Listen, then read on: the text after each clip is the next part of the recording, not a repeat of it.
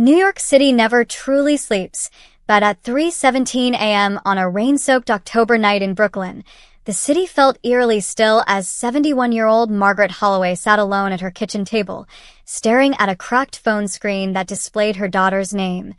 Emily Holloway, a name she hadn't seen in 13 years. Not since the night Emily had banged on this same door, eyes wild, hands shaking, three small children clinging to her legs, and said in a broken whisper,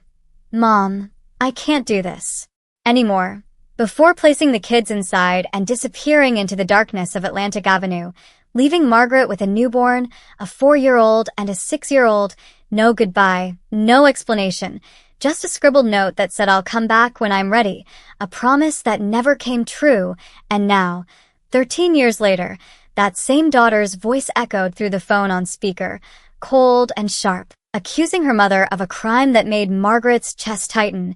Kidnapping, a word that felt unreal, absurd, and terrifying all at once, especially as Emily said she had contacted the NYPD and Child Protective Services, claiming her mother had stolen her children and erased her existence. And Margaret laughed at first, a brittle sound, because how do you kidnap children their own mother abandons? But the laughter died when a knock thundered at her apartment door just minutes later, and two uniformed officers stood there with solemn faces, rain dripping from their hats, asking if the children, now teenagers Lily, Noah, and Ben, were inside. And Margaret's knees weakened as memories flooded back of raising those children in this tiny Brooklyn apartment, working double shifts at a diner near Times Square, skipping meals so they could eat, helping Lily with math homework under flickering lights, teaching Noah how to shave, holding Ben through night terrors where he cried for a mother who never came. And now those same children stood frozen in the hallway as officers questioned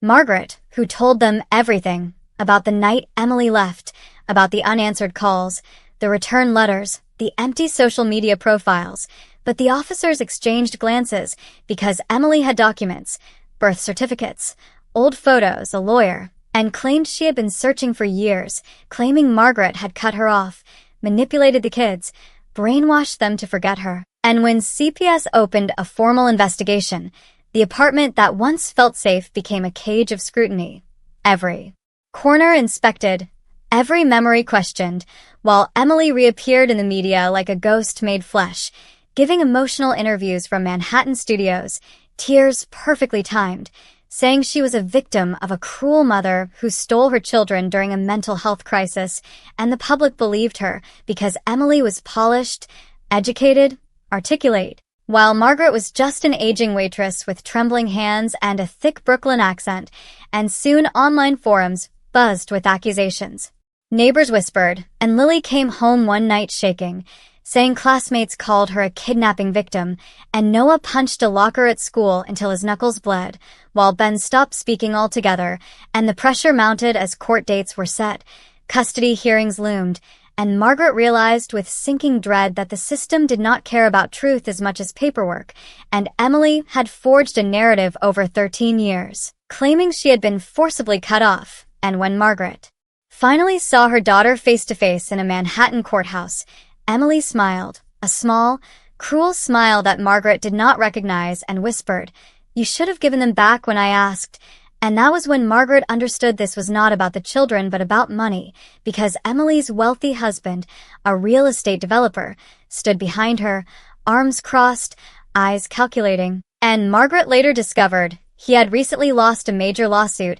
and needed a sympathetic public image. A redemption story, and what better than a mother reunited with stolen children? And yet the case took a darker turn when CPS uncovered inconsistencies in Emily's timeline, bank records showing no child support attempts, no missing persons reports, no legal filings for over a decade, and Margaret's old landline record surfaced. Hundreds of unanswered calls to Emily's number, voicemails left year after year saying the kids miss you, and then came the shock that made the courtroom gasp. Lily testified, her voice steady despite her shaking hands, saying she remembered the night her mother left, remembered begging her to stay, remembered Emily pushing her away, and Noah followed, revealing he had secretly recorded a conversation weeks earlier when Emily visited him alone, and admitted She had left voluntarily and only returned because circumstances changed. A recording that played through courtroom speakers like a thunderclap,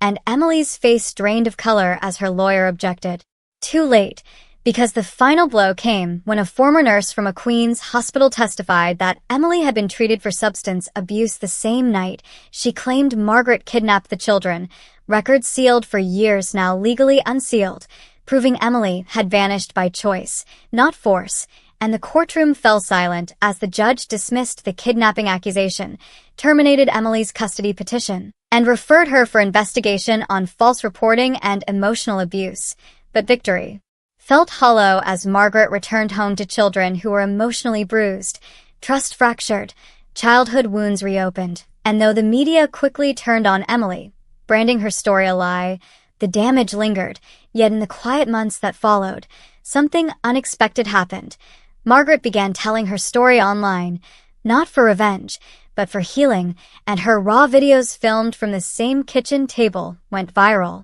Millions watching an elderly grandmother speak honestly about sacrifice, abandonment, and resilience, inspiring families across America. While Emily faded from headlines, her marriage collapsing under scrutiny, and on a cold winter evening exactly 13 years after she left, Emily appeared once more at Margaret's door, alone, makeup smeared, eyes hollow, whispering apologies that came too late, and Margaret listened silently before closing the door, not out of hatred, but out of understanding that some wounds, once reopened, can never fully heal. And as she turned back toward the living room where her grandchildren laughed softly over pizza boxes and homework, Margaret realized that family is not defined by blood or accusations, but by who stays when the world walks away, and in the city that never sleeps, truth had finally woken up.